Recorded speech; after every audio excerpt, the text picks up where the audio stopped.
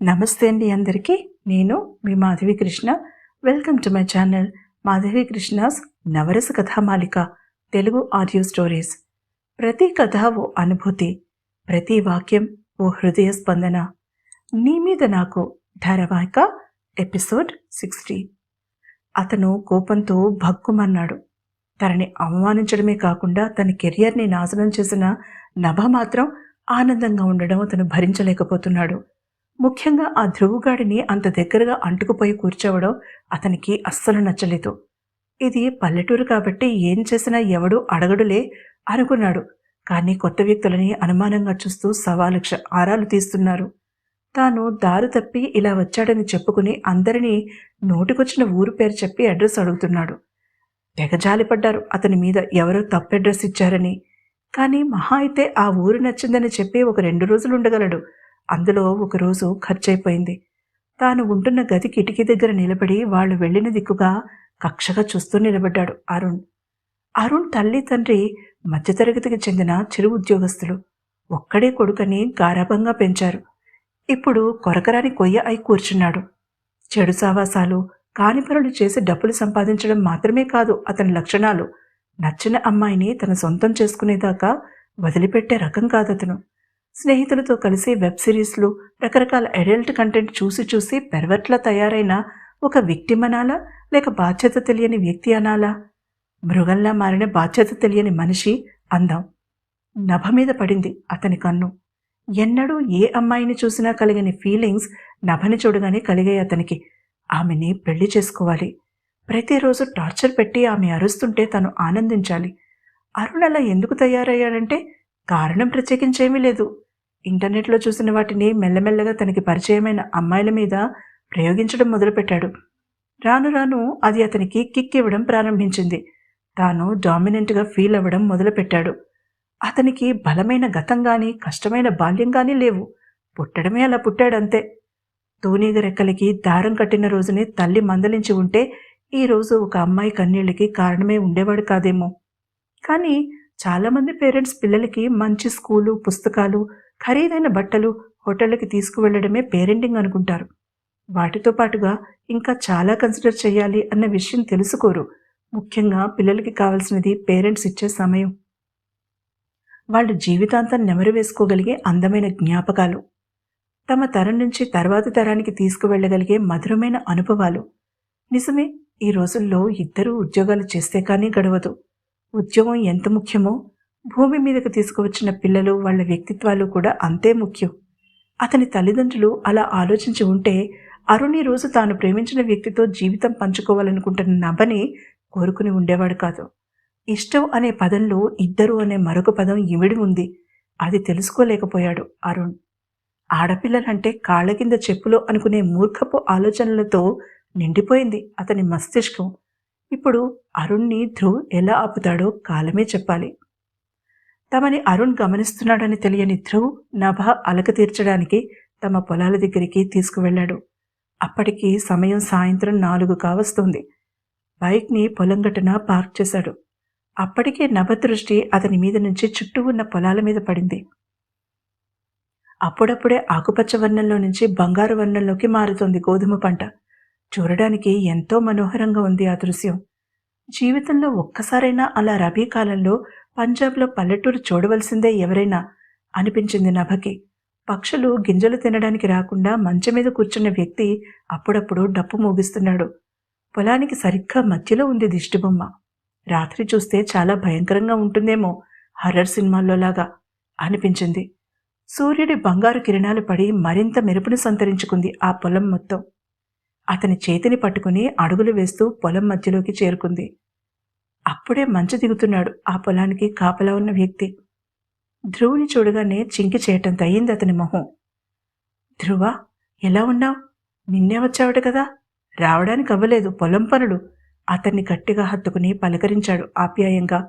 అతను పంజాబీ మాట్లాడుతూ ఉండడంతో నభకి అర్థం కాలేదు. ధ్రువ్ ఆమెకి అతన్ని పరిచయం చేశాడు, తన బెస్ట్ ఫ్రెండ్ కునాల్ అని. అతను నవ్వేశాడు. నేను వీళ్ల పొలంలో పనిచేసే నౌకర్ని, అసలు విషయం చెప్పాడు. కునాల్, నా పెళ్లికి నిన్ను పిలవదలుచుకోలేదు, కోపంగా అన్నాడు ధ్రువ్. ఏంటి, నువ్వు పెళ్లి చేసుకోబోతున్నావా? ఆ తమన్నా చేసిన గాయం అసలిక మానదేమో అనుకున్నాను. ఎవరా అదృష్టవంతురాలు?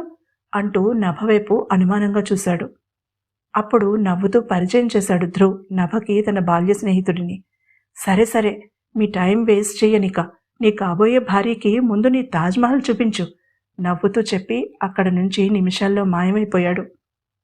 నభ ప్రశ్నార్థకంగా చూసింది అతని వైపు. ఆ రోజు బేకరీ మూసి మిగిలినవి ఆర్ఫనేజ్‌లో చిరు సాయంతో ఇచ్చి వచ్చేసరికి 10 దాటిపోయింది ఆలేహ్యకి.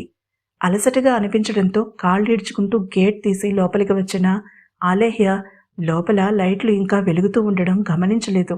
తలుపు డూప్లికేట్ తాళంతో తీసుకుని లోపలికి నడిచి జాగ్రత్తగా తలుపు తిరిగి లాక్ చేసేసింది. నభ పిన్ని బాబాయ్ 9 గంటలకల్లా పక్కెక్కేస్తారు. ఉదయం 4 గంటలకే లేచే అలవాటు వాళ్ళకి. తను లేచేసరికే వనజ డికాషన్ తీసి పెడుతుంది.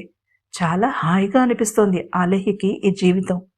వనజ నోరు పెద్దదేమో కానీ మనసు చాలా మంచిదన్న విషయం వచ్చిన 2 గంటల్లోనే గ్రహించేసింది ఆలేహ్య.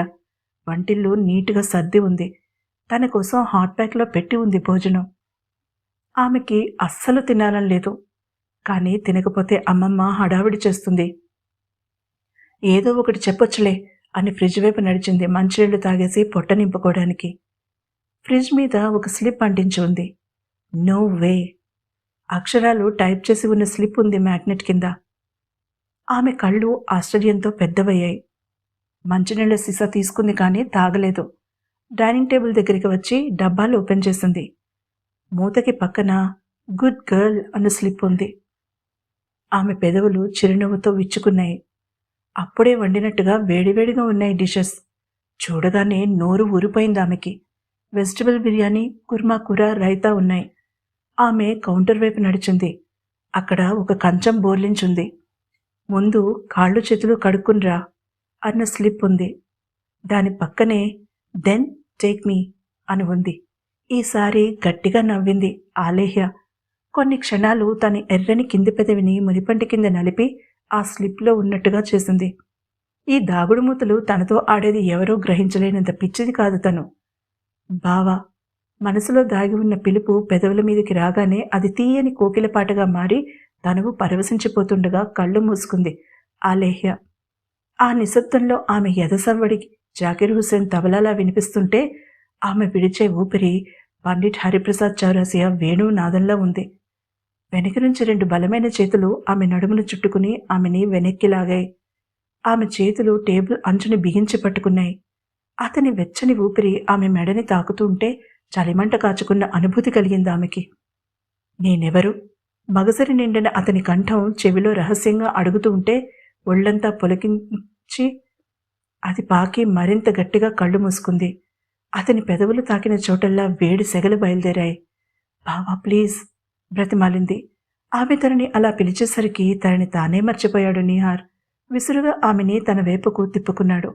ఎప్పటిలానే నడుము మీద చేతులేసి బిగించి పట్టుకుంటూనే విసురుగా ఎత్తి కుర్చీ మీద మోకాళ్ల మీద నిలబెట్టాడు ఆమెని. ఆమెకి నవ్వొచ్చింది. ఆపుకోలేక నవ్వేసింది. అతను నవ్వాడు. మాటల్లేవ్, మాట్లాడుకోవడాల్లేవ్ అన్నాడు ఆమె దగ్గరికి జరిగి తల కొద్దిగా వంచుతూ. బోయపాటి శ్రీనుగారి సినిమా చూసొచ్చారా ఏంటి? నవ్వుతూ అడిగింది. నువ్వు చూపించావు నాకు ఆ వైలెన్స్ అంతా అంటూనే ఆమెని కౌగిలించుకుని ముద్దు పెట్టుకున్నాడు. ఈ ముద్దు ఎప్పటిలా మృదువుగా మధురంగా లేదు. చిరుజనులో తడిసినట్టుగా అస్సలు లేదు. హోరున కిందికి దూకే జలపాతం కింద తల ఎత్తి నిలబడినట్టుగా ఉంది. ఊపిరి ఆడక ఉక్కిరిబిక్కిరి అయిపోయింది ఆలేహ్య. అయినా అతను వదలలేదామెని. ఆమె చేతులు అతని భుజాలని అదిమి పట్టుకున్నాయి.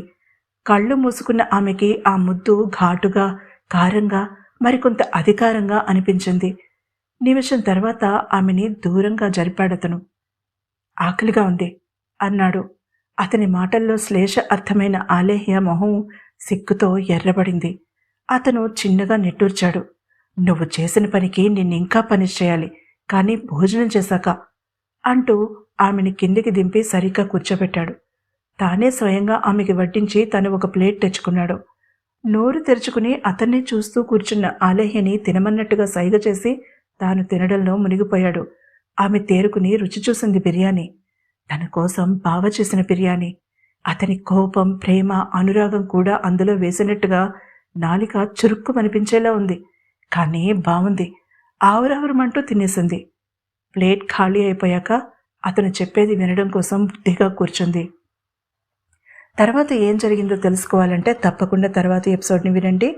ఈ ఎపిసోడ్ని లైక్ చేయండి. అలాగే నా ఛానల్ని తప్పకుండా సబ్స్క్రైబ్ చేసుకోండి. వింటూనే ఉండండి. సోమవారం నుంచి శుక్రవారం వరకు